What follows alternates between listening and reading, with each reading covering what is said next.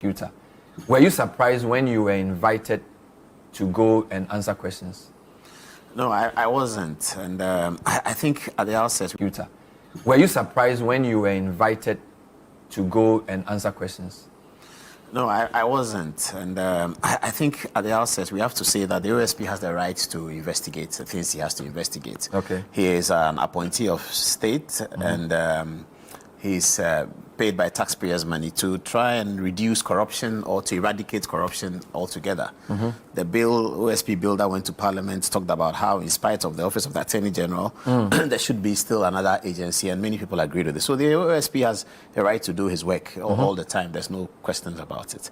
But yes, we have been critical of some of the things he had done, and he had also been upset about some of our criticisms, some of which were expressed directly, in person, and all of that. So yes, we are aware that maybe somebody there is not happy, but we don't think that because somebody is not happy, he will prosecute you wrongly. If we are thinking that there's something wrong, then it's based on the facts that came to us. So yes, we do not think the OSP does not have the right to invite me or any other Ghanaian.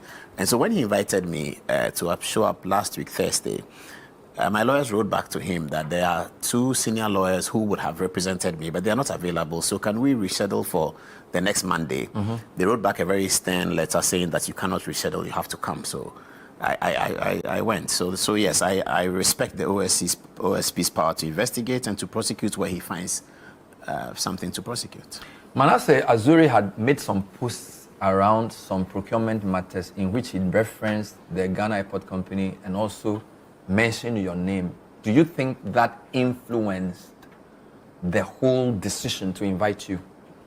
I wouldn't know. I spoke to Manasseh personally about it. He sent me some questions. I understand that he's published them, but I don't know how the OSP does his work. And the OSP has power to investigate, so I really wouldn't know. But the OSP still has power within himself to conduct his own investigations. But would a write-up by a prominent journalist, which then sort of raises questions for you in the public, not, I only want to use the word prejudice because that probably predated the invitation, but obviously that contributes to the build-up, doesn't it?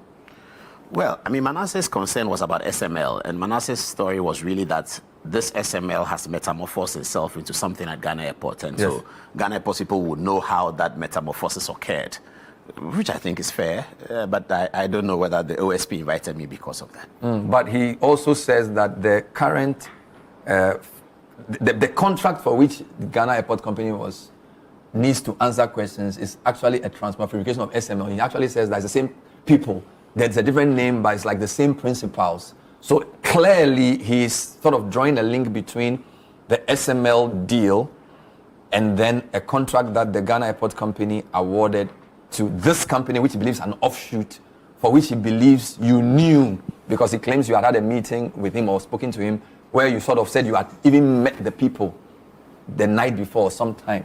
So we are not dealing with Manasseh here, but it seems to be the same case that has changed into GSCL, correct? I don't know whether it's the same case. I don't think so. It may have similarities, but I don't know whether it's the same case because the OSP's letter had a reason why you've been invited. Corruption-related offenses and public procurement breaches relating to this contract. Okay.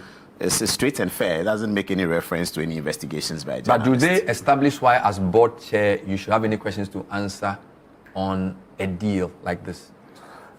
They don't, and I was saying that is how we felt that there has to be some difficulty with this because why would you invite a board chair? I heard listening to your sister, another station on Saturday, Madame Vicky Bright, a corporate governance expert, was expressing wonder why a board chair will be invited for either procurement breaches or...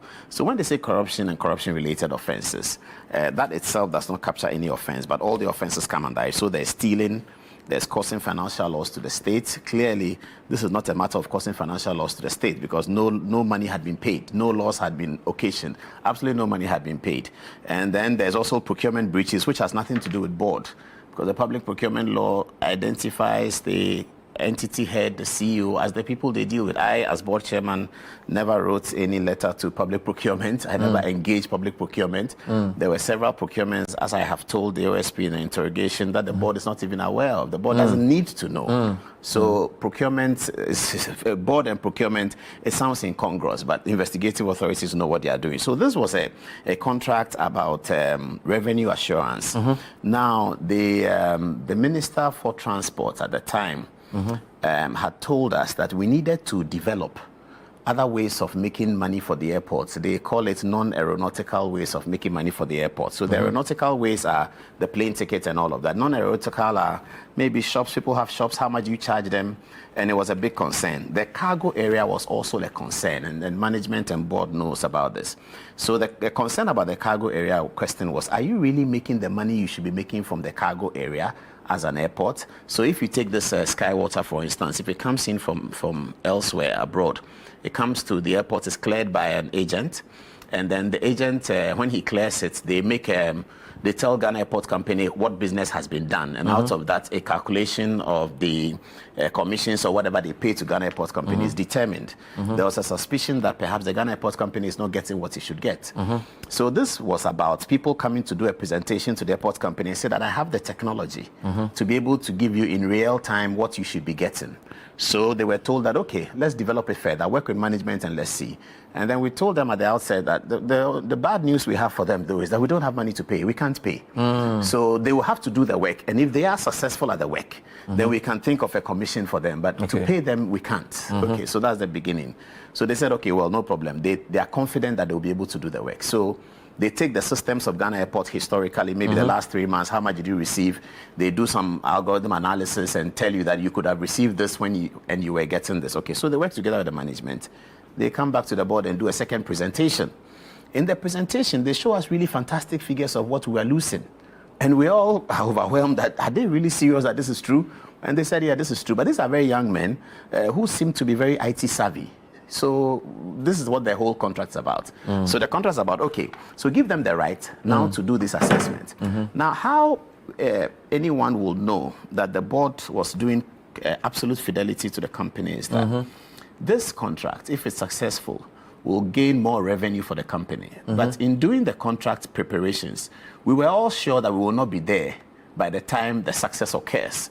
So when the success comes, whoever is in charge of GACL at the time will take credit for it. We were aware of that. It was a long-term contract. Yeah, we were aware of that. So in fact, the contract was signed, apparently, as I found out, on 4th December.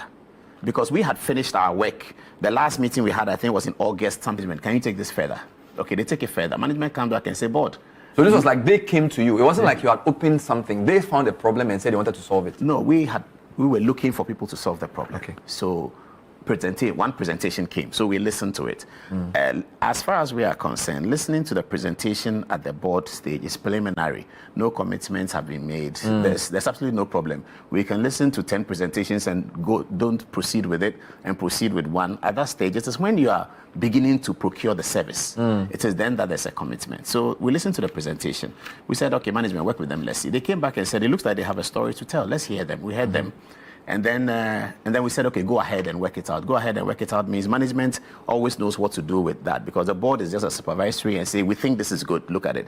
Management may well come back and say, well, there was some information that you didn't have. Let's give it to you and see whether you still think this is good. All of those things. So